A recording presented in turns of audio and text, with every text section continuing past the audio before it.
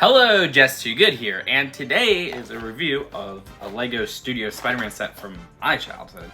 You see, when the first Spider-Man movie released in 2002, it was stuck to having LEGO Studio sets. It didn't have its own theme until 2003, which ended up getting sets for Spider-Man 2 in 2004.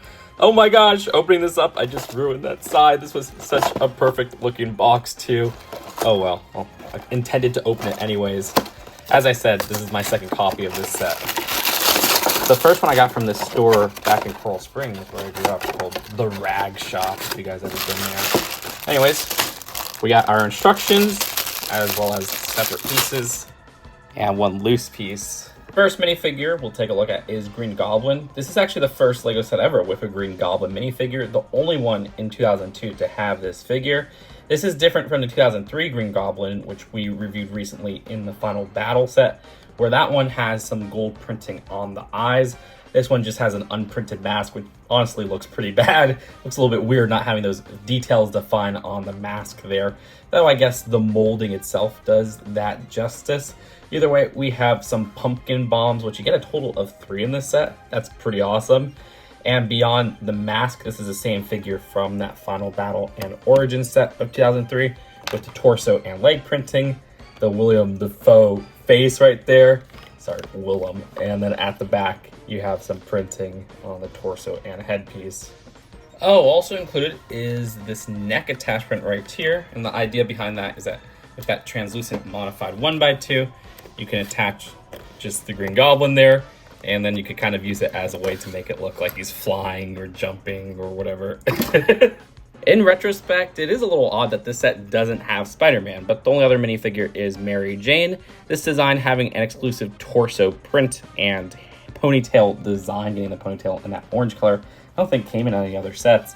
Got an alternate face, which this face print is the same one that they use for the 2003 Mary Jane, which has a different hairpiece and torso print. As for the build of the set, you have the glider and some lights. It's strange because the glider design is different from that 2003 version that we reviewed in the Final Battle set. This is a design that uses some interesting prints exclusive to the set, whether it be that front seat design or those wings at the side, which I like seeing that purple shine through. And this is actually attached with some hinge connections, so you can position this front how you'd like, just moving it up and down on each of these wings. Other than that, it does have that same design of those silver arrows at each of the ends. We also have this little blaster-like design at the front. There's this stick piece, which that's that clear 1x2 modified from the beginning with the long pole connection. And what they have is just a way to make it look like it's swooshing, where you could hold that from afar and the clear doesn't really show up too much. At the very end of this design, they do have a 1x2 print that's usually used in the LEGO Studio sets. So that's cool just to see there as a reference. But you can see on the underside just how that part connects. This is a ton of fun to just swoosh around. And finally, for those other builds, there's 2 identical light builds and then there's these little flame plates. That's it for the build of the set. Let's take a look at the packaging and the final verdict. Seems like this was a little bit on discount, and the design at the back actually shows an alternate build for this set. The instructions advertise a set that I actually think I reviewed, was it last year? Also funny how this page, Mary Jane looks green there. At the very end, just imagine a LEGO Club ad. And an ad for the big 2002 LEGO releases. Let's see. Oh, the old Harry Potter sets, which are super nostalgic to me. We even have some old Star Wars, which I've reviewed on this channel. Those sets. Jack Stone, which was crappy, and some old sports. Oh, Alpha Team. That's freaking awesome to see. Studios, racers. Those little Bionicle where you ball them up. I had a few of those. Dinosaurs. Oh, look, they're even teasing Galador right here. The quest begins now. And Life on Mars.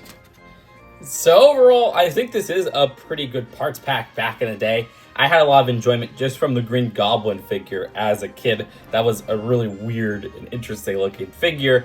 The design of the glider isn't as bad as I remember, where it does excel in some ways compared to the Final Battle version. This one having some interesting printed parts. Interesting printed parts. Got my tongue tied there.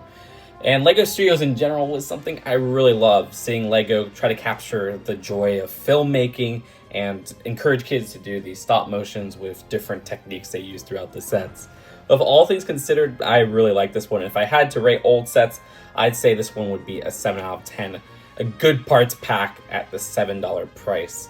But that's it for now. Let me know what you guys think in the comments below. Subscribe for more LEGO Marvel reviews, new and old, and I'll see you guys later. Peace out.